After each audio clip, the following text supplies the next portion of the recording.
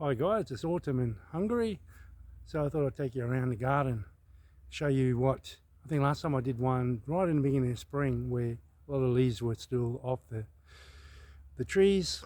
So we're going to go for a walk around the garden, show you some of the size of the trees. We had quite a dry summer, so well the trees didn't even really get any growth. I was flat out trying to keep them alive, let alone let them grow. But a lot of them, it depends, some of them got some growth, had some fruit, but it's one of the biggest droughts for quite a few years. I think depends on what weather channel you listen to. Some said 100 years, some said less, but who knows. This meteorology channels are governed by some strange people. Anyway, I think the best thing is to look out the window at times, get your weather information. So yeah, as you see, the colors are changing, the pigments. They claim the depends on the sugar level in the leaves, gives it different colors. Like if they go like the apple trees and are common to have like a darker leaf, orangey brown or reddish. That means they've got higher sugar levels in the leaves. So yeah, that determines the different colors. But yeah, my other photo, I remember this tree. This is a this is an oak tree. It's quite tall now. That was probably about up to here. So that grew really well. But this is a lower part of the garden, so the moisture is in the soil more down this way. It tends to be, because this is a valley, on the slopes it gets drier, and this was originally the branch of the Danube River, and they call it the Valley Valley. So they have more moisture in the ground. It's like a sponge. If you go deeper, you'll get more moisture than up on the hills. So the root system, once the trees get set a bit lower, they can get a lot of moisture. But you have to wait a few years before the roots of the trees can kind of go deep enough. So anyway, that's a little bit of gardening tips. This is again the Persian oak. It's got on a fair bit bigger. Still, it's a bit of a slow growing. But I have the Chinese hawthorn tree, and they got the hawthorns on it. Look, you can see those red. You see that? It's probably about a dozen or more on the tree. They look like little apples. They're the ones they usually sugarcoat in China. The Chinese like them, feed it to the kids. They put them on like little skewers, timber skewers. And they're the Hungarian hawthorns. Should be like a bush behind me. They're the ones with the they got five points on the leaves that represent supposedly the five wounds of Jesus. Then I got a row of kind of drying up the leaves, but just because it's getting colder. It falls down to about 7 degrees at night, and we've been having pretty good days, like 20, 22 degrees during the day, 19 depending on where. So this has been a nice few days, and it's going to continue as well for another week or two, so we'll see. Then I've got an almond tree behind me, a couple of almond trees, and what you have to do is you have to get different types so they can pollinate each other, cross-pollinate. I've got about 4 different types throughout the garden. Flies are coming out. Then again, I've got another pear tree up there, cherry tree, sour cherry tree, and another pear tree. So this is just this row. I had a weeping willow that dried out, so I just got fed up with it, watering it. Because going around the garden watering it with containers was a bit heavy work, so it just dried out, so I just dug it up. Got the weeping mulberry tree. I think that's a white mulberry. I think it is, yeah. Got apple trees behind me. This one looks a bit sick. Again, it struggled. That's supposed to be a flat peach. This one survived. Next to it, the same. So we'll see. Maybe the other one's dried out, and I'll have to again replace it with another fruit tree. That's another cherry tree. My apricots and peaches. Apricots love it. In this, they must love the soil. There's this one too. It's still very healthy. It's an apricot tree. I even got a hazelnut tree here. This is a Hungarian species. Planted this year. It survived, thank God. It must be a good spot. This is a brow brand. It's a New Zealand actually apple tree. It's looking healthy too. Then I got this Ulshore Santivan walnut tree. That loves it. This has really gone great. Really tall. Loves the spot. I've got another tree up there, Mulatto, which I planted earlier than this one, and it's just a little shrub.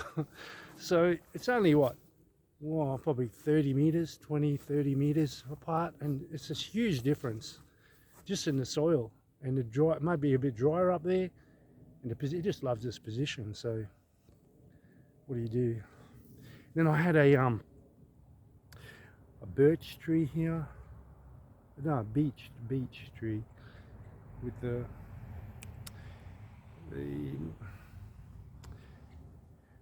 purpley leaves, maroni purpley leaves. I had a guy come up, and I don't know who it was, but I used to get couriers with the Home Office, and I think they reversed over the top of it, so that was the end of that. Then I ended up planting another pine, a silver, they call it a silver leafed pine tree, so not a spruce, a fir, it'll be a fir tree.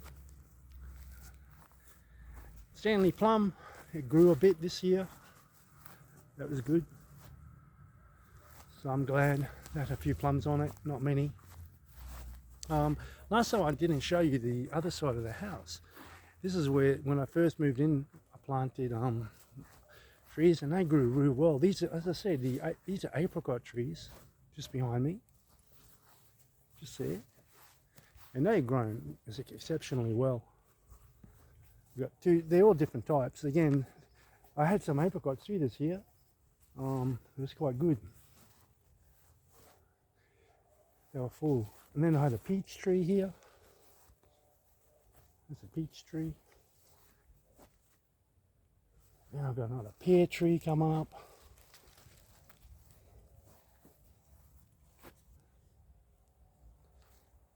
And then one's a Star King. This is a Star King.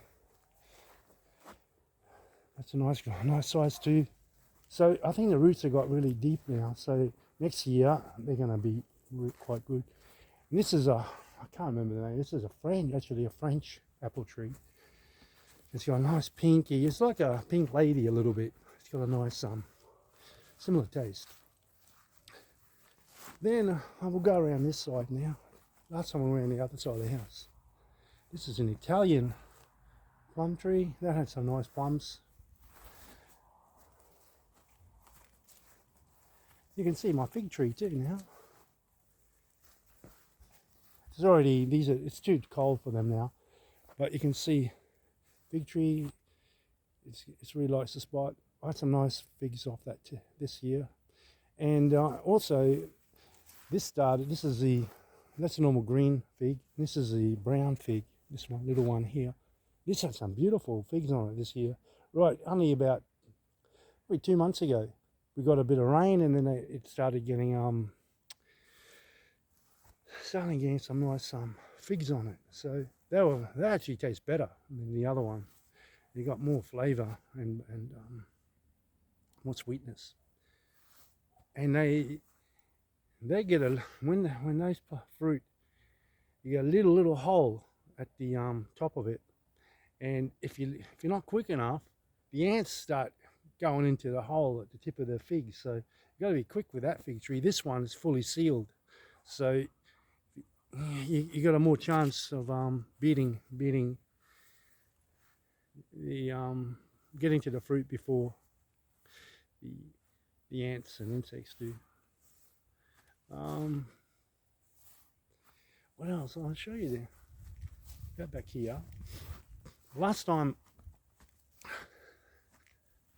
think I showed you the porch, but I forgot to tell you guys that I've got under the house I've got a huge cellar, but it's too dark to go down there with this. It's about 120 square meters or more. And because this was built in 1861, it's an aristocrat's house. And only recently the guy who, the original owners before communism, the communists came in and threw out the aristocrats. This was owned by the Ordord Család or family. Ordord Család is the name for family, Hungarian. And he actually sent me the coat of arms of the family. So I've got to go and get it printed up and put it on a picture. I'm going to display it because they're the original owners, Ordord Család. And I think they go right back to the 16th century. They got the family tree. He sent me the family tree of all the family involved. So it's good to have the history of the house. So 1861, and it was a lot bigger, the house. It was actually a big L shape. But in the 70s, the guys who bought the house, they neglected the one portion that ran across the top of the garden, and they ended up demolishing it and then only keeping this main part. So original house was bigger. Well, they call it a Kastil back then, or Kuria or farmhouse manor is another name for they give these places. But anyway, this tree as well, this is the gone really nice. This is a fir tree, and it's taller than me now. It was kind of just below my height, and this year it got a bit of growth in it. I had a few trees dry out. I had another spruce. It's a spruce behind me. I kept that alive, but the other one dried out, so I put another conifer in there. It was a struggle this year, it really was. Anyway, I got some nice roses, just came out too, so I'll show you them. It's getting dark now, so 6 o'clock. 6 o'clock, the sun goes down, but I think it's about nearly 5, so I've got another rough hour before. Look at these red roses. What is that? You see that? Beautiful. One of my favourites, and this has got a beautiful scent as well. Yeah, because of the lack of rain, there wasn't many roses, but in autumn we got a quick a few showers. Were really good soaking rain, but not heavy, but just good soaking, and all the roses kind of got active just before the winter will come. So it's another one. Nice roses. Like a pinky. Then I got the Balkan flowers. Mushka, Mushkatli. I can't remember the name of them in English. The ginkgo tree. This is pretty slow growing. Now, but when they get bigger, and when autumn comes, the yellow is just like the gold. It just knocks you out. What else we got? Yeah, I might go down and show you again. As I said, there's a cellar, big wine cellar with the brown doors. We just passed down there. And then as you go into the balcony, you have the porch. One side, and then that goes up to the ceiling, like I mentioned before, the attic, as the Americans would say. And yeah, up there, they used to store, years ago, they used to store the meats, like the smoked meats, because it was dry and the air moves. So the house was very, back then they built houses very practically, the way they positioned it, because even here the sun rises over here in the east, and in winter it kind of sets on the same side.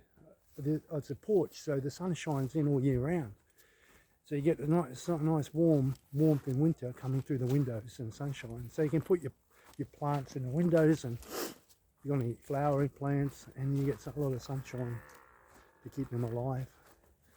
And these roses here look absolutely phenomenal. Let's see. I'm not sure you can see them. I think they're called pearl. They just gone active in the last couple of weeks. And these ones too. Absolutely beautiful. Geez, I want to watch my step. Absolutely beautiful. And then I've got some red roses. Look at these ones. They're another beautiful red rose. Not sure you can see that.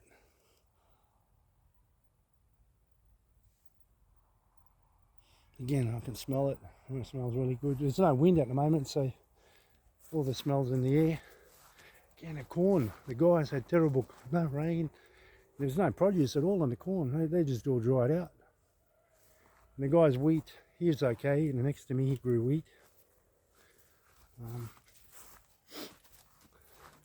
So they're gonna, I don't know what they're gonna do with that, because I'm not much of a farmer, so I don't know what they do with the crop once it goes. I guess they just chop it out, reharvest. I mean, toil the soil, and who knows what they plant next year. Hopefully more rain next year. But yeah, it's a nice quiet afternoon. And again, these apricot trees, they're the most leafy and most healthy looking in my garden. And they grew really good. But they're all different varieties. We've got apple trees, cherry trees, pear trees, bichama. I don't know what they call it. It's kind of between a pear and an apple. It's got a name in English, but I can't remember it. Another apple tree. I just cut the grass here yesterday, so it's nice and clean looking.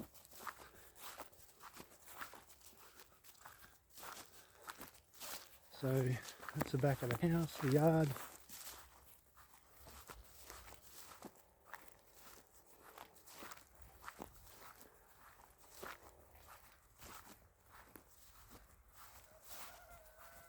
Here the chickens and the roost in the neighbourhood. Some little oak trees, two of them behind me. People walking the dog, I can hear them. There's a lot of people walking on there. There's a creek back here. We call it the Valleyveld Potok. So I'll go down, might as well walk down and show you. This year the village council has planted some trees. Not all of them to survive, but looks like I don't know what type of trees they are, but they plant them along here, so they want to, appears like they're going to, yeah, they've been watering them, and see that? I don't know what kind of tree that is.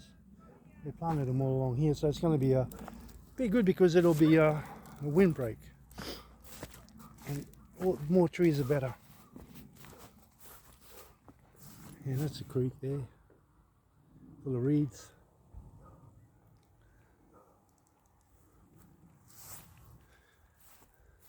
And you have the church behind me.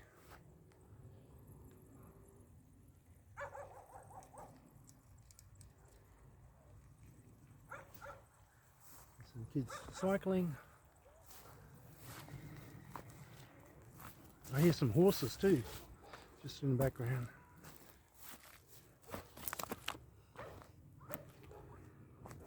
So it must be cobweb.